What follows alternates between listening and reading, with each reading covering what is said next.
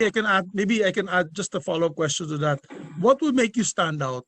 We have already Globe, we have already Smart. Their prices are pretty much the same. They have the same packages. What will make you stand out that you feel that people will actually um, um, go towards Dito Telco for your clientele? So you have something there that you want to present. For Yes, example, are you going to give cheaper rates? Because to be honest about it, if the rates are all the same, there's really not much of a competition. Diba? It's sort of like yes, Your fuel prices. When you go to the yes. big three gas stations, it's all the same prices. No? And, magkakaliit-liit lang ng diferensya. Pero what is there that you want to present to the people that will make a difference, no, among the competitors now? What will make Thank the you. difference? Thank you, Your Honor. I will defer to Major Santiago on this, but allow me to say what we will be offering is what we call a leapfrog technology, something that both Globe and Smart are not offering. We will offer a pure or standalone 5G technology. The market will feel that sometime in 2021 or 2022. And this will really be, if we're talking now about 27 Mbps, which is our first year commitment, and 55 Mbps, which is our second year commitment. The 5G technology, General Santiago, we're talking here about not in Mbps, Your Honors. We're talking here in terms of gigabytes. And we have had already, as of now, our 5G calls, and they're very clear. The quality, it will truly be something different. And that's why, unlike when you offer fuel, the different fuel companies essentially offer the same thing. We are offering something that the market has never seen yet. In the country, Your Honors. And that's why we are quite confident that once the people try our service, we are quite confident that they will prefer Dito over the other competitors. May I allow, with your permission, Your Honors, maybe General Santiago would like to give a few comments as well? Go ahead, General Santiago. Good morning, Madam Chair and the senators present. Dito would have no legacy system po. If you are going to compare this previously, when the telecommunications industry transitioned from analog to digital, it really is a leapfrog in terms of capabilities. So we're doing that.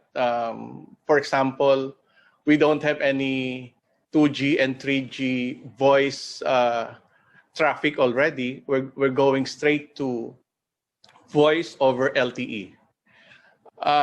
You will note that the incumbents have told the public that they are now implementing a VoLTE rollout in their networks. And we're starting with VoLTE. Our basic network coverage will all be VoLTE, and that will be complemented by a Attorney Adele called it pure 5G, because we know that this is the real 5G. This is the standalone 5G that will drive our network speed by more than 1,000 Mbps. And the other, I think, crucial about our implementation is our very, very high level of automation. Yeah. We are so automated that we can manage and operate our network with very minimal personnel, and that will drive down our operating expense. That will turn that into cheaper and more affordable rates to the public. Thank you, sir.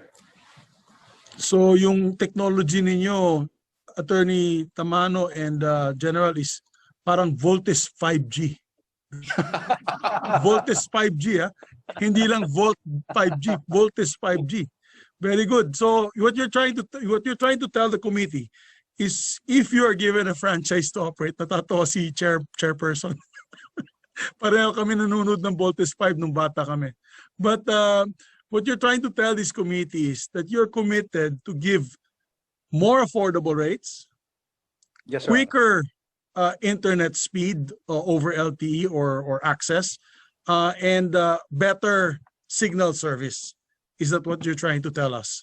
Yes, Your Better, Honors. hopefully, than what is already existing, because you're going to have to repackage yourself as better than the rest, or else there will be no impact.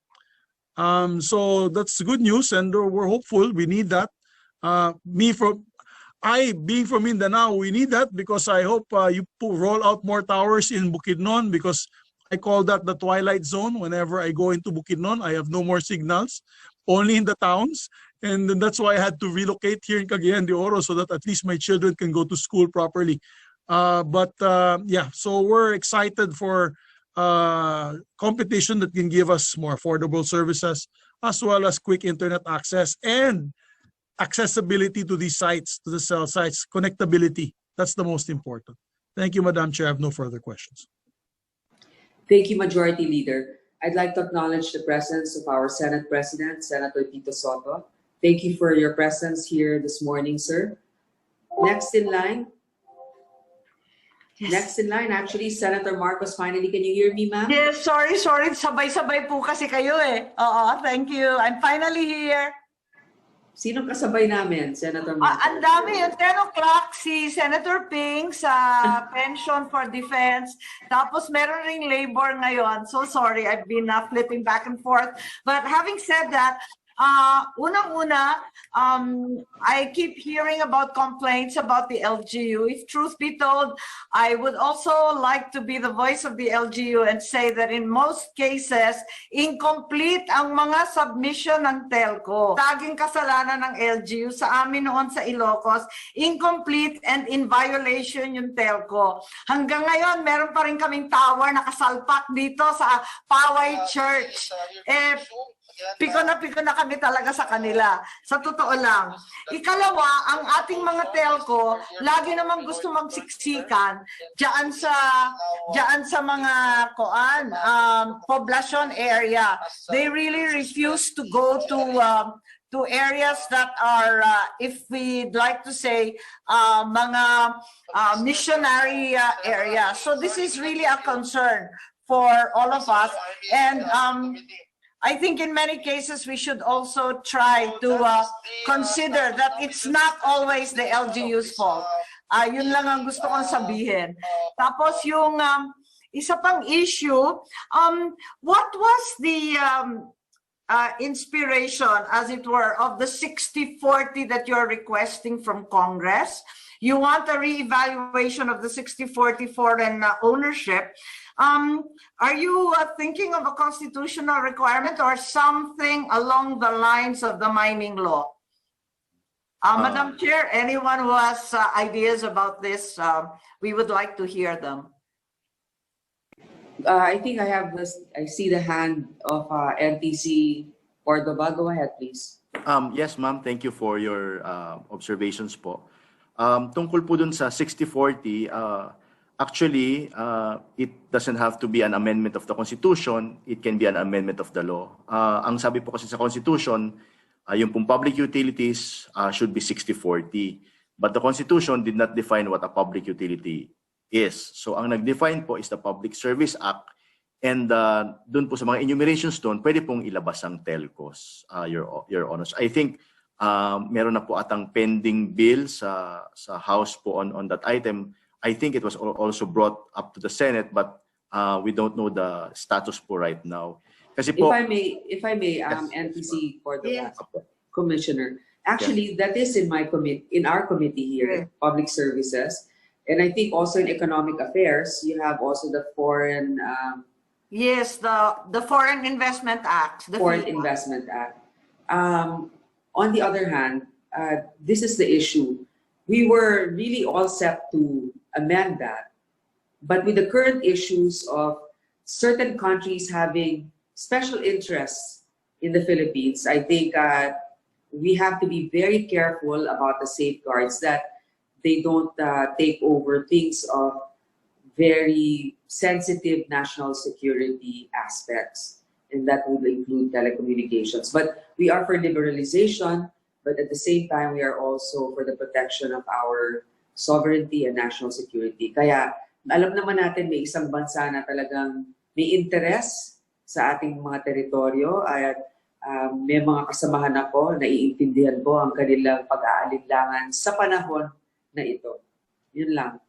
Yes, well taken po, Madam Chair. At tama po, there are security and privacy considerations that are involved. But certainly, the reevaluation of the 60/40 ruling in the Public Utilities Act is something that should be studied given the highly capitalized, front-loaded nature of telco. There is simply too much engineering involved, such that Filipinos, in all likelihood, without partners from overseas, would be unable to make the adequate investment.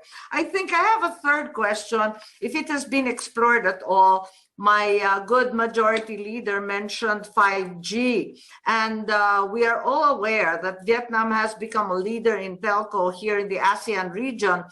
And while they were delayed in the rollout of their 4G, they went way past everyone else with 5G, largely on account of telco eco zones. Largely because of foreign investors who set up shop in Vietnam, giving tremendous incentives, encouragement, and other benefits. So is this something that we can consider under the ICT, despite, of course, the limitations recently imposed through the CREATE Bill on foreign investment?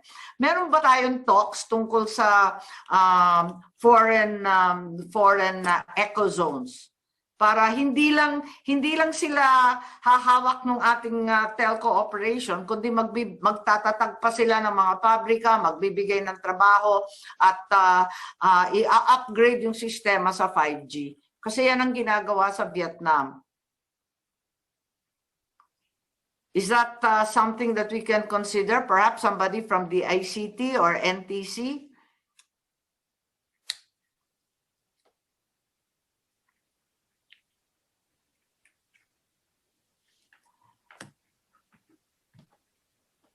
Siguro pwede rin natin pag-usapan yan, Madam Chair, kasi malaking bagay yung telecoms eco zones. These are corridors that have been established in Vietnam solely for the manufacture of telco equipment.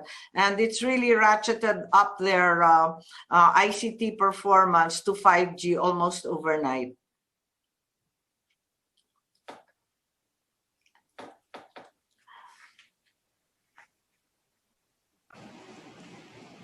I'm sorry, who are you referring your question to, Senator Marcos? Yes, I wanted to ask the ICT if they had something in the offing, if there were any offers at all, given the aggressive expansion of 5G in Vietnam through telco eco zones. Baka naman makadali tayo ng 1 or 2, puros Vietnam na lang ang pinuntahan eh. DICT, are you present? Yes, Madam Chair, good morning.